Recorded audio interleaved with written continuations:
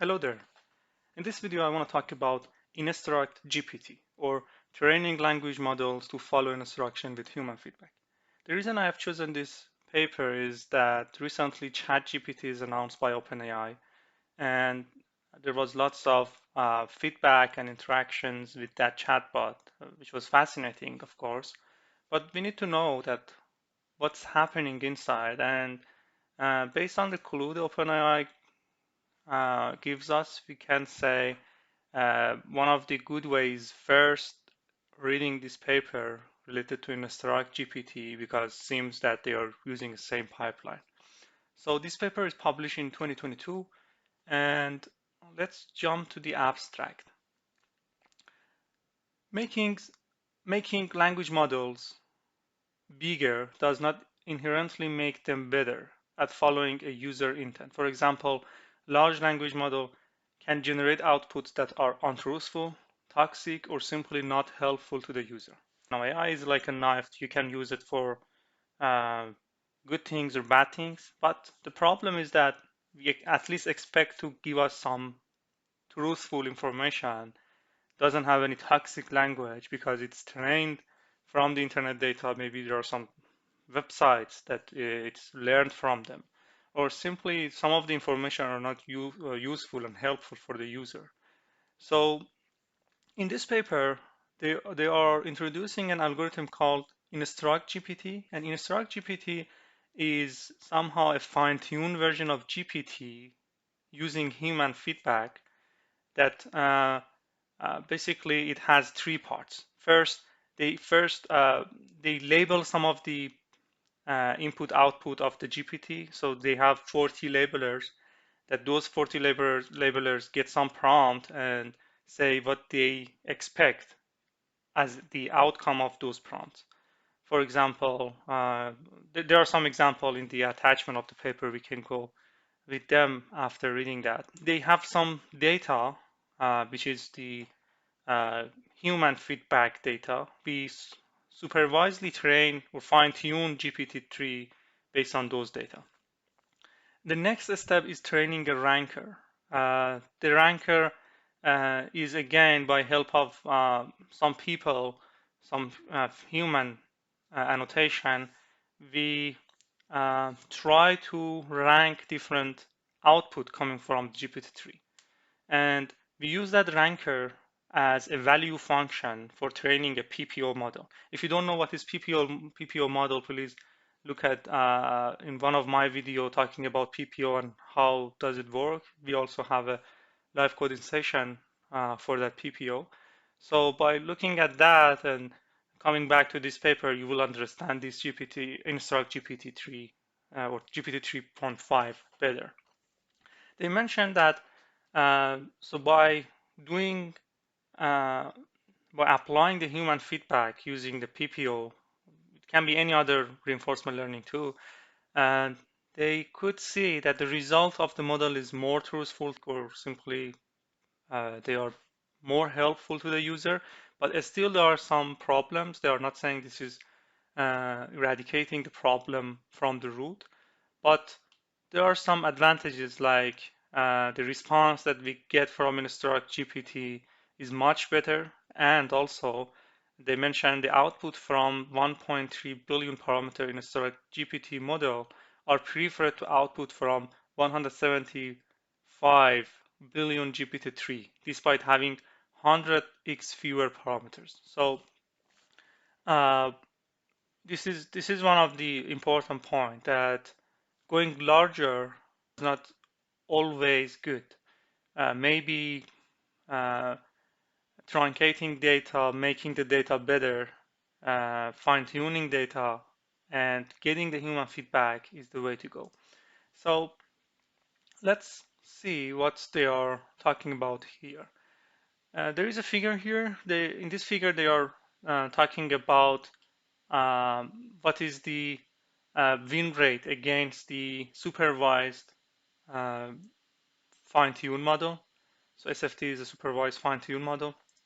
And before going to this figure, maybe it's good to go down a little and see this figure, figure 2. You should have seen this figure in ChatGPT page. So basically, these are the steps we talked about. Say, collect demonstration data and train a supervised policy. So uh, they have a prompt database that those prompt database usually uh, when we send a request to the API of the OpenAI, they saved everything. They mentioned that they remove some of the uh, they try to remove some of the private information if we uh, ask some question related to something that is more private. But they have a database of the prompt, and those prompts come from user that describe the GPT-3 in Twitter. Every user that used the GPT-3 previously helped to create that database. So they have those prompts, and this is an example, like explain the moon landing to a 6-year-old. And they ask some labelers to give some answer that is more human friendly. And the labeler demonstrate the desired output to the behavior, and then they supervise fine tune the GPT-3. So we have the SFT model, the fine tune supervised GPT-3. So the next step is collect comparison data and train a reward model. They said a prompt and several model outputs are sampled.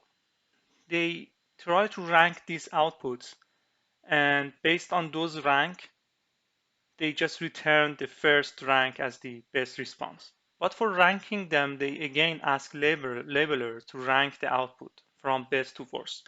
And there are some conditions, like there's a table. Let me find it here. So yeah, so you see that they say for ranking model loss, they're using this kind of information, like, is this response following the correct instruction? Is it inappropriate for the customer assistant? Is it hallucination? And these are just binary. So if a user can answer this question, a model can be trained based on this information.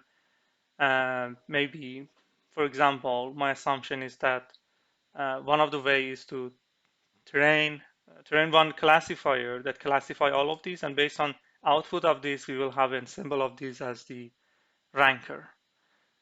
So they mentioned here the labeler collected metadata on API distribution. So these information are used for ranking. Then uh, we have some output came from SFT model, the fine-tune model, and we have ranked of the output, so we can train the ranker model. And the ranker model can give us, for example, a value between 0 and 1, that 1 means better. So now, suppose this ranker model as a value function in reinforcement learning. If you haven't seen my video about PPO, proximal policy optimization, please go to the list of 10 minutes paper videos, and you will see a video, a short video there, and we have a live code session. And uh, in that session, we just I remember that we have written a program based on PPO for inverse pendulum problem. So basically, the, the PPO, with the help of reward, can help the model to be trained somehow to have a better policy when it wanna define its output. So they mentioned a new prompt is sampled from the dataset again, and the policy generates an output. Policy can be the model, the state can be the prompt, and the reward should go higher. So we want to fine tune the GPT-3 or SFT model somehow, that the output increasing the reward while maintaining the main purpose. So if you have a model, this is our machine learning model, and we have another model. That model is a reward model. So this is reward. This is a language model. It can be any model, maybe a computer vision model. So the thing is, when we pass a prompt to the model, so we are passing a prompt, we get a bunch of output. like answer one, answer two, yeah, and stuff like that. So we have a reward model that it can also get these answers and it give us a value.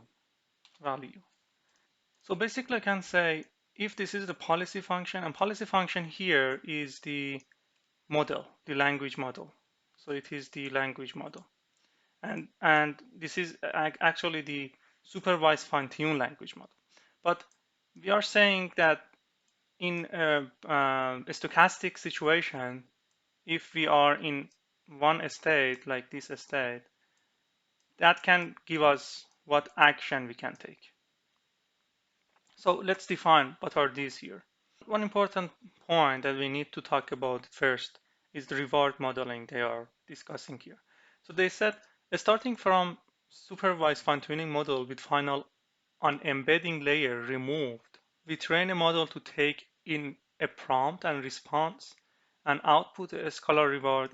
What is happening inside this model in the fine-tune model is that for the reward model, this is the GPT and it's do a bunch of transformer stuff here, and the last layer, what it's doing is on embedding layer. So it's try to uh, convert the embedding information to words, the last layer. So they are mentioning here that they have removed that layer and they trained the model to take in prompt and response and output a scalar reward. So they use that model. This reward model would be exactly same as this one, but so this would be exactly a copy of this one, but this layer is removed. And what they get is they are not only getting answer to get the reward, they also getting, as is mentioned here, to take the prompt and response. So actually, that prompt should come here again, and it would be fit to the model. So it said we have this prompt and we have this answer. What is the reward? This is the ideal case, yeah. But let's see. In this paper, we only use 6 billion reward modeling. So model for the reward is 6 billion. As this save a lot of compute, and we found that 175 billion RM training could be unstable and thus be less suitable to be used as the value of function. So in Appendix C, they talk about how they prune that 175 to just use that 6 billion. So they mention the RM is trained on a dataset of comparison between two models output on the same input. They use a cross entropy loss with the comparison as labels. The difference in reward represent the log odds that one response will be preferred to the other by human labor. The model is every time it just get one answer and the prompt. So it just gives me a scalar value if I pass a prompt and answer. So for example, it gives 0.2.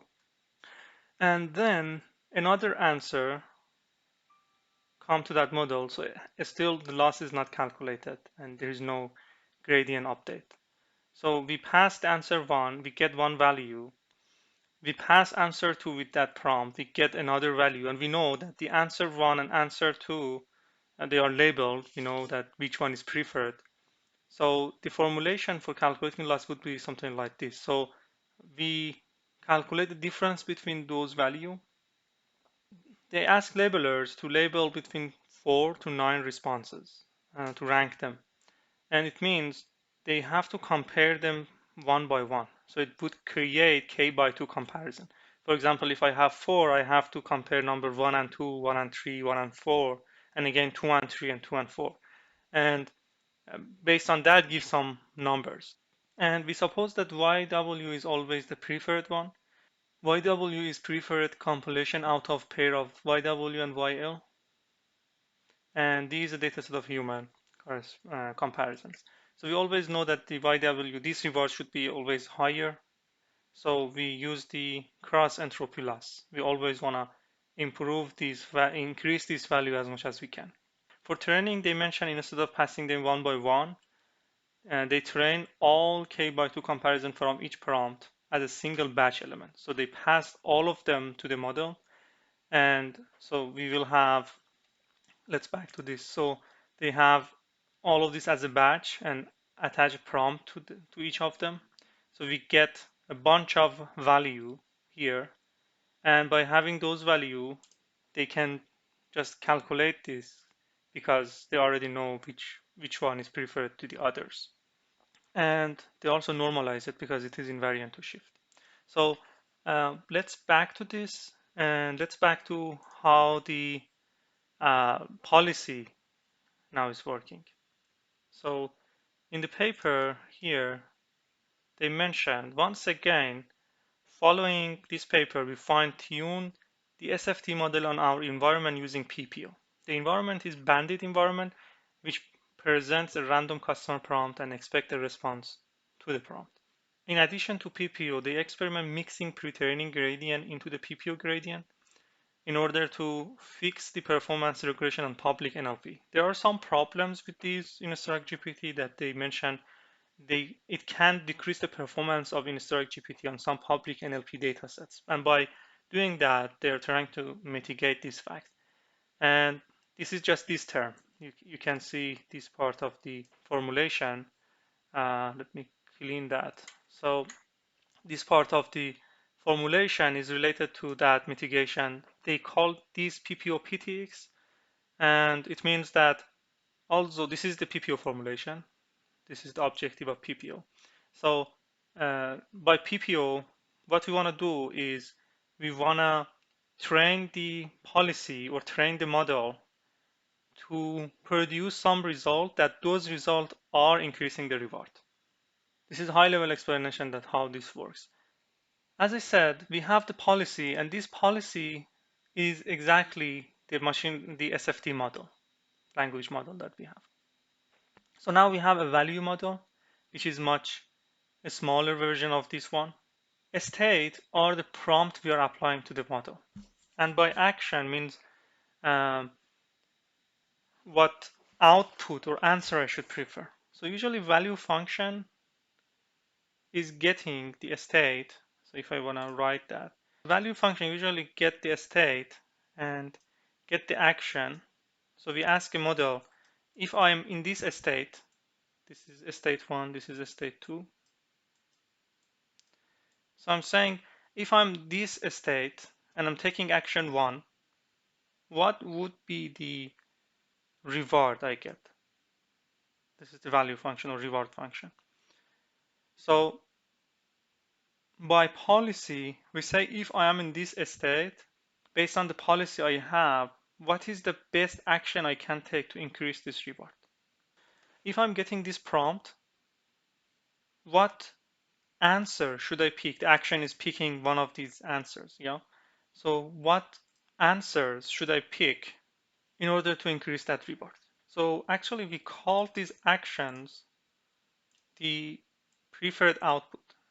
We want to train this pi with the parameter phi here, the reinforcement learning model, by getting an input. This is the prompt,